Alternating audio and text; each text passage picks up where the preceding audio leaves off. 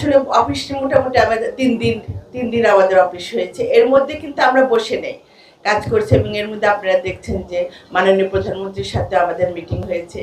আমরা এখন যে প্রায়োরিটি বেসিসে থার্ড টার্মিনালকে নিয়ে কি করা যায়, এটা একটা আমাদের কাজ। তারপর সামনে আমাদের হজ আসছে, হজ যাত্রীদের যাতে কোনো অসুবিধা না হয়, এটা একটা সেকেন্ড কাজ। এটা আরেকটা আমরা চাচ্ছি প্রবাসী যারা আছে তারা যেন কমফোর্ট জোনে থাকে, তারা যেন এয়ারপোর্টে নেমে যেন মনে করে যে না একটা পরিবর্তন এসেছে। এই জিনিসটা আমাদের এই ব্যাপারে অনেক কাজ আছে, কাজ কিন্তু অনেক। আমি ঢোকার পরে আমি দেখছি যে প্রচুর কাজ পড়ে আছে। সেই কাজগুলো আমাকে আস্তে আস্তে বুঝতে হবে, বুঝে তারপর আমরা আস্তে আস্তে করবো। যেটাই আমি করব মাননীয় প্রধানমন্ত্রীর ইনস্ট্রাকশনে আমরা সেই কাজগুলি করব। ধন্যবাদ।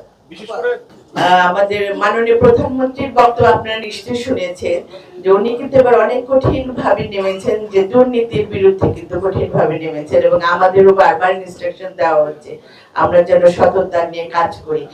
আশা করি ওনার সেই বিশ্বাস আস্থাটা আমার উপর আছে দেখে এত বড় দায়িত্ব নিয়ে দিয়েছেন। আমি সেজন্য তার প্রতি চিরকৃতজ্ঞতা প্রকাশ করি।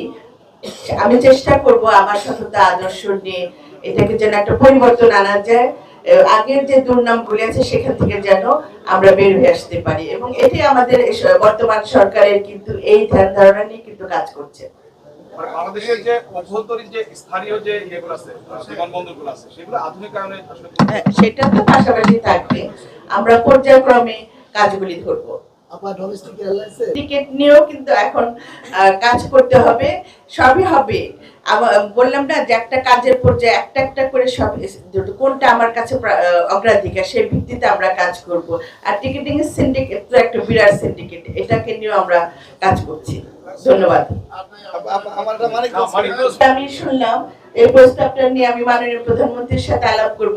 উনি দেখবেন আমাদের প্রস্তাবটা আসলে কতটুকু গ্রহণযোগ্য। নিশ্চয়ই যদি মনে করে যে না এটা ভালো হবে, নিশ্চয়ই এটা করবে।